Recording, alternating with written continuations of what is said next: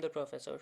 In this video, we will be discussing the numbers that have a cyclicity of 2 and then we will move forward to numbers that have cyclicity of 1. So, firstly, the numbers that have cyclicity of 2 are 4 and 9. So, these numbers are 4 and another number that we have is a 9. So, firstly, we'll discuss how 4 has a cyclicity of 2. So, if I say 4 to the power of 1, I have a 4. 4 to the power of 2 gives me 16. 4 to the power of 3 gives me 64. 4 to the power of 4 gives me 256. 4 to the power 5, if I just multiply it quickly, I get a 1024. And even if I move forward, I'll be getting numbers. So 4 to the power of 6 gives me 4096. So if I see at the units place, I get a 4, a 6, a 4, a 6, a 4, a 6.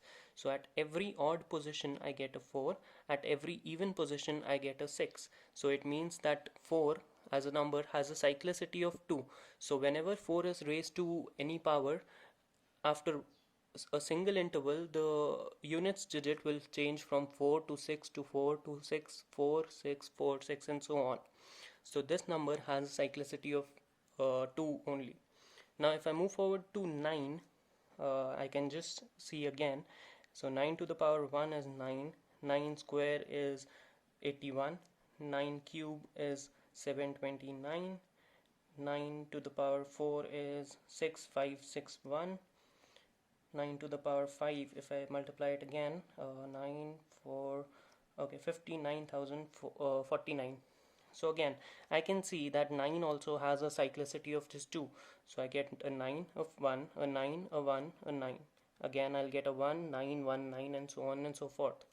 So these two numbers, only these two numbers from the digit 0 to 9 have a cyclicity of 2. So they are repeated in just two intervals. So for these numbers, instead of dividing by 4, you can also divide it by 2. However, it is important and vital to know that you can still divide it by 4 as long as you keep in mind that you need to check for the first 4 powers of any number and you will get the pattern as it is. You can whenever you just write down the first 4 powers of any number, you will get the pattern that for 4 it is just a cycle of 2. So there's not necessarily a need to divide it by 2. Just to generalize, you can divide it by 4. However, if you want to be more specific for 4 and 9, you can divide it by 2 to get to your answer in a much quicker way. Let's look at an example to understand the process. So if I have 4 to the power 722 for an example, so I have this 4 to the power 722. So by the cycle that I know that 2 is an even number. For even numbers, the unit digit has to be 6. So I have arrived to my answer without writing anything.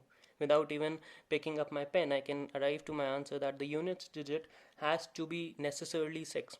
However, if you are not very confident about this thing, you can simply divide 722 by 4 and you will get the remainder as 2 because the last two digits are 22 actually, and 20 is a multiple of 4, so the remainder is 2. That means the second power of 4 is my answer for units digit. So my second power is 16. It would lead me to 16. So by that logic I can arrive to the same conclusion that 6 is my units digit. Now here again, I'll take another example. 9 to the power, let me say 59. Okay, so it's already a big enough number. I can't really multiply and calculate. So to arrive at the units digit, I can again apply the rule of cyclicity, and I can divide it by 4. So I'll divide 59 by 4. So my remainder would come out to be 56 is a multiple of 4. So 56 and 3 more than that. So my remainder in this case is a 3, which means the third power of 9. And here the third power is the same as the first power, but it's really of some extra knowledge if you can just take. Otherwise you can calculate the third power of 9 and it would come out to be 729. So the units digit for this number is a 9. So if you're just very confident about the logic that it has a cyclicity of just 2, so you know that it is an odd number, so the first cycle itself is the answer, so 9 is my answer. Otherwise, you can simply divide the number by 4 to make it a generalized way for each and every digit, and you can arrive at the same conclusion in a couple of steps. Okay, now we move on to numbers that have a cyclicity of just 1. So, what a cyclicity of 1 means is that whatever power you raise that number to, the units digit would not change. So, a perfect example to begin with, the perfect digit to begin with would be 0. So, you can raise any number ending with a 0 to whatever power you want, and you will end up with a 0. Just for an example, if I take 400 and raise it to say 734, something of this short sort, so 0 raised to any power, so the units digit is 0. So for calculating the units digit, I just want to use the units digit only. I don't bother about the whole number. I want to take the units digit and check the cyclicity of that digit. So 0 has a cyclicity of 1. That means whatever power you raise it to, the units digit will always be a 0. So here the answer is 0. For an example, okay, let's move on to another digit that has a cyclicity of 1, which is 1. So I raise say 721 to a power of 9540. So 1 raised to any power, no matter how big or small the power is, it is a units digit is 1, and 1, this whole number is raised to this power. To calculate the units digit, I am only bothered about the what is in the units place. So 1 is raised to some big number, so but 1 has a cyclicity of 1, which means 1 is always the same. So 1, my answer would be 1, because 1 to the power 1 is 1, 1 square is also 1, 1 cube is also 1, 1 to the power 4 is also 1, and so on and so forth. Now there are two more digits which have a cyclicity of 1, which are 5 and 6. I'll just quickly show you how these two numbers are also the same. So 5 to the power 1 is a 5. 5 square gives me a 25. 5 cube would give me a 125. 5 raised to power 4 gives me a 625. And if I also move forward, 5 to the power 5 gives me a 3125. So every time whatever power I raise a 5 to, the units digit is always a 5. Same is the case with 6 also. 6 to the power 1 is 6. 6 square is 36.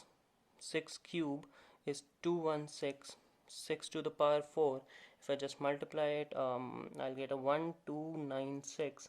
And if I multiply it further with a 6 to the power 5, I'll get a 7776. So every time I raise 6 to another power, I get the units digit as 6 only. So that is about cyclicity of numbers. That is about the units digit of numbers that have cyclicity of 1 as well. So these numbers 0, 1, 5 and 6 have a cyclicity of 1. That means they will always end up with themselves in the units place. Again, if you're not very confident of this rule, you can divide it by 4 and check it very quickly for 4 powers, and you can arrive at your answer very quickly in a couple of steps. However, it is better if you can just memorize that 0, 1, 5 and 6 have a cyclicity of 1. That means they always end up with themselves at the units place. Now I'll quickly look at a couple of examples before I wrap up cyclicity per se. So my first example that I'm gonna do is let's take a number, say 724 raised to 591. I want to calculate the units digit. Whatever the answer is, what is my units digit? That is my question. So to calculate the units digit, I don't really bother about the whole number. I just want to take whatever is at the units digit of the question and raise it to that much power. So this question for me is as same as 4 to the power 591, units digit of this number. And when I go about this, I know for a fact that 4 has a cyclicity of just 2. and this is an odd number. So odd number means the first one, so 4 will end up with a 4 only. However, if you are not very confident about this, you can divide 591 with 4, because every number in generalized form for unit digit has a cyclicity of 4, and I can arrive that my remainder would be a 3. So I'm talking about remainder here. The remainder would be 3, which means the third power of 4. If I go back to my original chart, I have 4 to the power of 1 is 4, 4 square is 16, 4 cube is 64. And this is really what I'm looking for, because my remainder is 3. So I want the third power of 4. The answer is 64. So that means the unit digit has to be a 4, because 64 has a unit digit of 4. So my answer comes out to be 4. Let's take another example from one of our previous lectures. So I discussed the cyclicity of 2, 3, 7 and 8 in my previous lecture. So I'll take an example from that outlook also. Let me say a number of something like 907 raised to 121. What is the units digit? I want the units digit again. So if I consider the units digit, I'm just consider about 7 to the power 121.